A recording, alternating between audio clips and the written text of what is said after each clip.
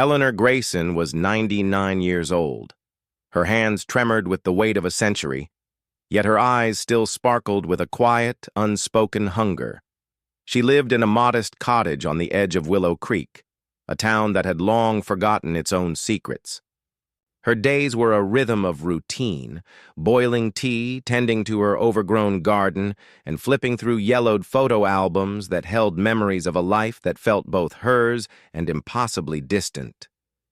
She'd been a school teacher once, a wife, a mother, but now she was mostly alone, save for the occasional visit from a neighbor bearing casseroles and small talk. Eleanor didn't mind the solitude.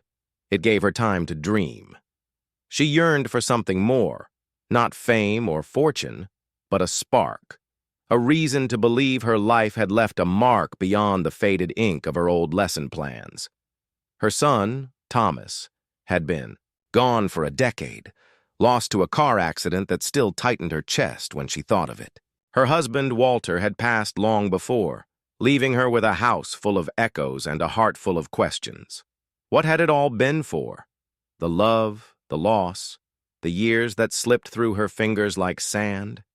She'd whisper these thoughts to the wind, half expecting an answer, half knowing none would come. One chilly autumn afternoon, Eleanor climbed the creaking stairs to her attic, a place she rarely ventured anymore. She was searching for an old quilt to ward off the creeping cold, but her eyes caught on a dusty trunk in the corner, half buried under moth-eaten blankets. It had been Walter's, locked tight since his death in '89. Curiosity, sharp and sudden, tugged at her. She rummaged for the key in a drawer downstairs, her fingers brushing against old letters and trinkets, until she found it. A small, rusted thing that felt heavier than it should. The trunk opened with a groan, revealing a clutter of Walter's belongings, his old pipe, a tarnished watch, a bundle of love letters tied with twine. Beneath them, tucked into a leather folder, was something odd, a folded piece of parchment, brittle and stained, like it had been touched by 100 hands. Eleanor unfolded it carefully, her breath catching. It was a map, hand-drawn, with jagged coastlines and cryptic markings. At its center, in faded ink, was the name Grayson, scrawled beside a sketch of a locket. Her locket, the one Walter gave her when they married, still hanging around her neck. Her heart thudded. The map hinted at a treasure, something tied to her family, something Walter had never mentioned. A note in the margin read, "The truth lies where the stars align." Eleanor's mind raced. Walter had been a quiet man, a mechanic with a poet's soul, always talking about finding the bigger picture. Had he hidden this from her? Or had he meant for her to find it now, when the weight of her years felt heaviest? She traced the map's lines, her fingers trembling not just from age, but from a flicker of purpose she hadn't felt in decades. What was this treasure? A fortune? A secret? A way to finally understand the man she'd loved and lost? She spent hours poring over the map, her kitchen table now a maze of candlelight and questions. The symbols were strange. Spirals, stars, a faint outline of a mountain she didn't recognize. She felt alive, electric, like a girl again, chasing dreams instead of memories. But the attic grew cold, and her eyes grew heavy. She folded the map, ready to tuck it away for the night, convinced it was a puzzle she'd unravel tomorrow. But just as she turned to walk away, the map moved. Faint glow pulsed from its center, a single symbol, a crescent moon, shimmering like starlight on water. Eleanor Grayson clutched the weathered map to her chest, its faint glow now a memory, but its promise a fire in her heart. At 99, she knew the whispers of Willow Creek would call her foolish, a frail old woman chasing fairy tales. Her neighbor, Mrs. Harrow, had clucked disapprovingly when Eleanor mentioned the map over tea, muttering about flights of fancy and resting at your age. Even the postman, young and kind, had raised an eyebrow when she asked about old trails beyond the town. But Eleanor felt something stir in her bones, a stubborn hope that refused to bow to doubt. This map, tied to Walter, to their name, was her chance to find meaning in the twilight of her years. She packed a small bag, her locket, a thermos of tea, a worn journal, and set out at dawn, her cane tapping a determined rhythm on the cobblestone path. The map pointed to an old oak grove at the edge of Willow Creek, a place she and Walter used to picnic in their youth. Each step ached, not just from age, but from the weight of memories. Walter's laugh, Thomas's tiny hand in hers. She wondered if this treasure could bring her closer to them, even now. At the grove's edge, she met Amos, the town's reclusive blacksmith, now retired and weathered as the hills. He was sitting on a stump, whittling a piece of cedar, his eyes sharp despite the lines etched deep in his face. Eleanor hadn't seen him in years, but they'd shared a bond once. Walter had been his best friend, and Amos had stood by her at both funerals, silent but steady. "Heard you were poking around old secrets," Amos said, his voice gravelly but warm.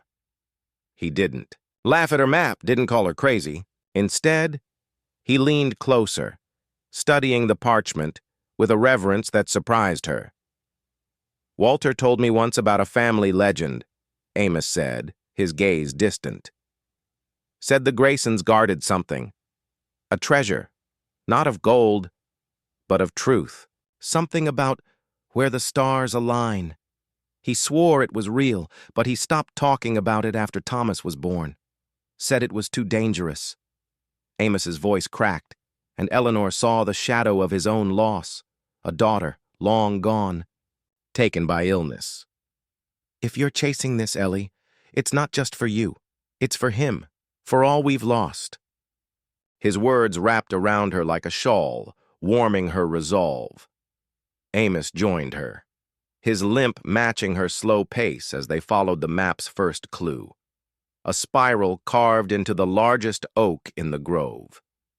The air grew thick with the scent of moss and memory as they reached the tree, its gnarled roots sprawling like veins. Eleanor's heart raced. She felt Walter's presence, as if he were guiding her hand. Together they found a stone at the base, etched with the same crescent moon she'd seen glow on the map. Amos pried it loose, revealing a hollow beneath, where a small, tarnished key lay nestled in the earth. Eleanor's breath caught.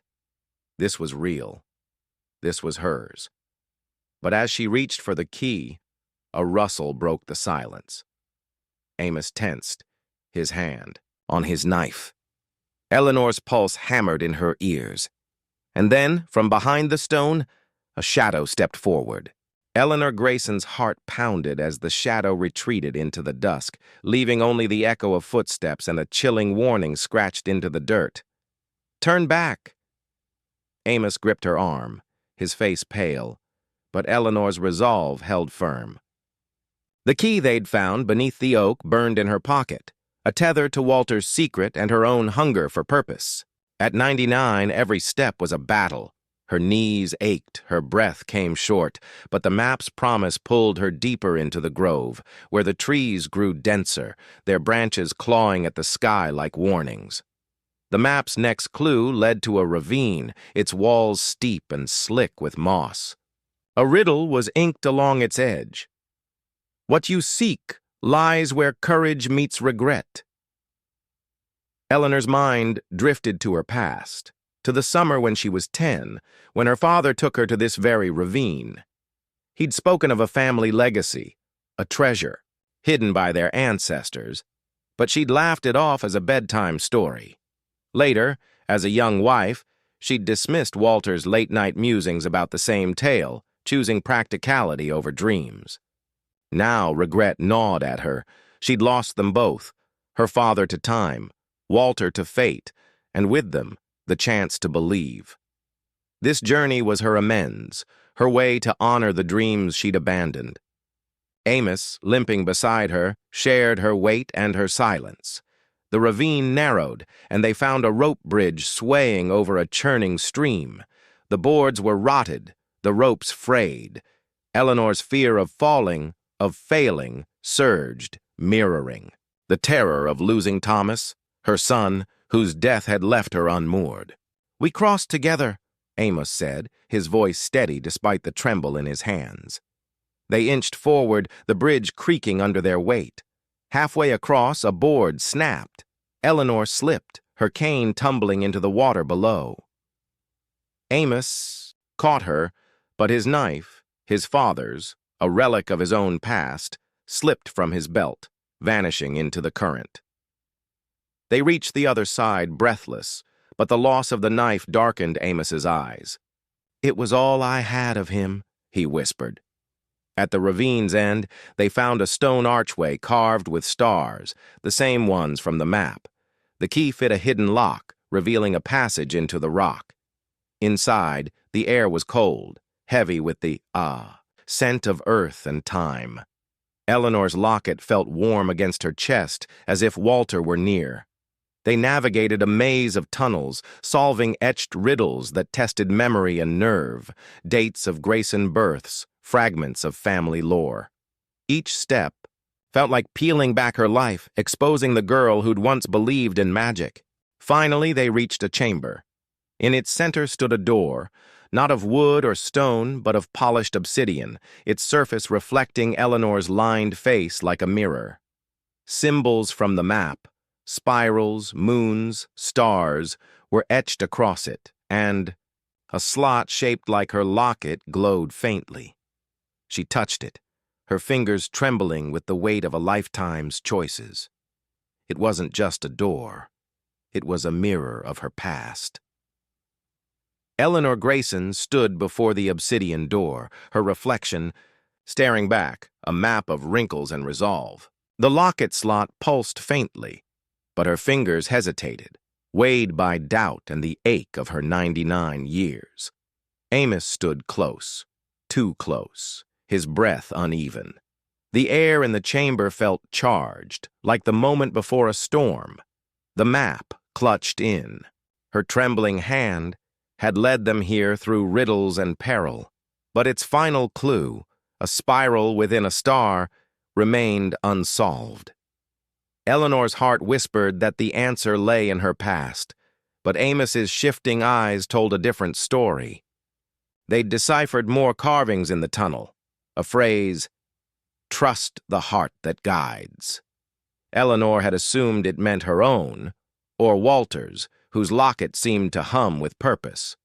But Amos had grown restless, his hands fidgeting, his gaze darting to the map when he thought she wasn't looking. He'd been Walter's friend, her rock through grief, but now his silences felt heavy, calculated. When she caught him slipping a small stone carving from the chamber into his pocket, a piece etched with the same spiral as the map, she froze. "Amos," she said, her voice sharp despite her frailty. "What are you hiding?" He flinched, his weathered face tightening. "Ellie, it's nothing. Just a keepsake." But his eyes betrayed him, flickering with guilt. She pressed, her voice cracking with the weight of their shared history. "You knew about this treasure. All those years you never said a word, why now?" Amos's shoulders sagged, and the truth spilled out like a wound reopened. "Walter told me everything," he admitted. "The treasure, the Grayson legacy. He made me swear to keep it from you, said it was too dangerous. But after he died, I needed it. For my daughter. For her memory. I thought I could find it, sell it, make something good of all this pain." The betrayal cut deeper than the ravine's cold winds. Amos hadn't joined her for loyalty, but for his own redemption, chasing a ghost just as she was. "You used me," Eleanor whispered, tears stinging her eyes. "All this time you let me think we were in this together." Amos reached for her, but she stepped back, her caneless hand steadying against the wall. The chamber felt like it was closing in, the door's reflection mocking her trust. She wanted to turn back, to let age and grief win, to abandon this foolish quest. Then she saw it, a faint seam in the wall revealed by the locket's glow. With shaking hands, she pressed her locket against it, and a panel slid open, revealing a folded letter sealed with Walter's initials. Her heart stuttered as she opened it, Amos watching in silence. Walter's handwriting, familiar as her own. Pulse filled the page. It spoke of love, of their life together, and of the treasure he'd hidden not for wealth, but for her, to give her purpose when he was gone. And in the letter, 5 words changed everything. The treasure was never gold. Eleanor Grayson clutched Walter's letter, its words. The treasure was never gold, burning through her like a revelation. At 99, her body was frail, but her spirit blazed as she stood before the obsidian door, its locket-shaped slot, glowing faintly. Amos lingered behind, his betrayal a raw wound, yet his presence a reminder of shared loss. The map, now creased and worn, had led her here, to a truth tied to her family, to Walter, to a promise she'd forgotten in the haze of grief. The locket around her neck felt alive, pulsing with the weight of a century's secrets. Walter's letter had hinted at the treasure's true nature. Not riches, but a secret the Graysons had guarded for generations. A journal, hidden deep within this chamber, said to hold knowledge that could heal a fractured world or destroy it in the wrong hands. It spoke of unity, of truths that could mend broken communities, but also warned of those who'd kill to control it. Eleanor's mind flashed to her childhood, to her father's whispered tales of a family duty she'd dismissed as fantasy. Now it was real, and it was hers to protect. The stakes cut deep. This was her chance to honor Walter, Thomas, and the love they'd built, but also to decide if she could trust the world with such power. The door's riddle demanded sacrifice. Eleanor pressed her locket into the slot, her fingers trembling as she whispered a vow she and Walter had made on their wedding day. For love, we carry on. The door groaned open, revealing a spiral, staircase descending into darkness. But the air grew heavy with danger. Footsteps echoed from the tunnels behind, the same shadow that had warned her to turn back. Amos's eyes widened. "They're coming," he whispered, his voice thick, with regret. "I didn't tell them, Ellie, I swear, but they've been watching." Who they were, treasure hunters, enemies of her family's legacy, she didn't know, but time was slipping away. Eleanor's knees buckled as she descended, Amos steadying her despite her distrust. Each step tested her. Her body screamed for rest, her heart for forgiveness, her soul for courage. The journal's power tempted her. Personal gain could mean a legacy for Thomas's memory, a foundation to ease suffering. But giving it to the world risked corruption, misuse. She saw her greatest fear reflected in the choice, failing those she loved by choosing wrong. The footsteps grew louder, a distant shout echoing. Eleanor moved faster, her breath ragged, driven by the promise she'd made to Walter, to live, to matter. At the bottom, a chamber glowed with star-like etchings, a stone pedestal at its center cradling a leather-bound journal. Her family's crest was embossed on its cover, the spiral and star from the map. Eleanor reached for it, her heart pounding with the weight of her decision. They stepped inside, and the door slammed shut behind them. The chamber was pitch black, the door's slam still ringing in Eleanor Grayson's ears. At 99, she stood trembling, her hand gripping the journal on the pedestal, its leather cool against her skin.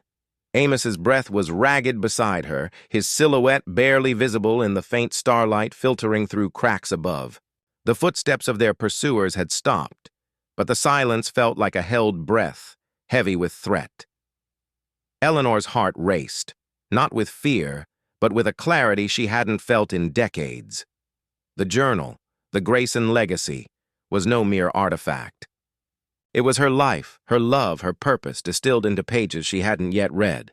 She opened it, her fingers guided by instinct.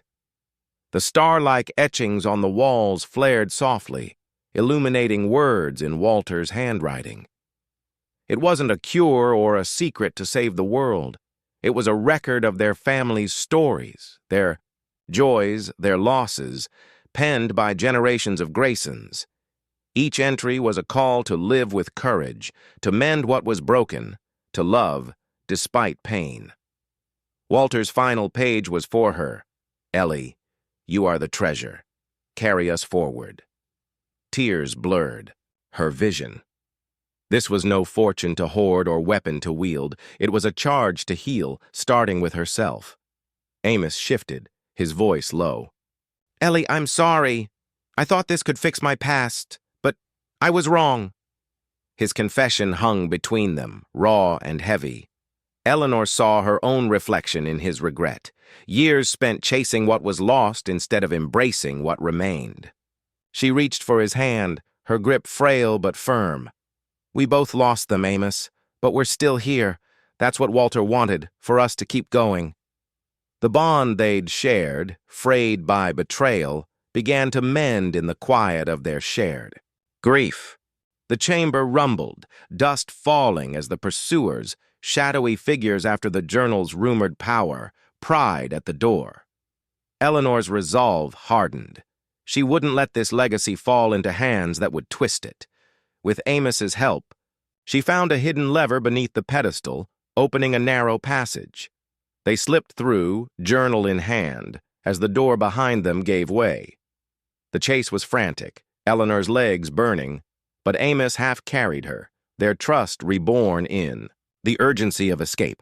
They emerged into dawn's light, the ravine's edge glowing with mist. The pursuers' shouts faded, outwitted by the maze of tunnels. Eleanor sat on a stone, the journal open in her lap. She read aloud to Amos, stories of her ancestors, kindness, their struggles, their hope. Each word felt like Walter and Thomas beside her, their love woven into every line. She'd grown, not into a hero, but into a woman who'd faced her fears, her regrets, and chosen to carry on. The journal's final page held a map, not of treasure, but of places the Graysons had touched lives, a school, a hospital, a community, garden. Her next journey was clear, to share these stories, to inspire others to heal. As Amos helped her back to Willow Creek, Eleanor felt a peace she hadn't known in years. They didn't find what they were looking for, but they found everything they needed. The journal rested in her bag, its pages a beacon for others.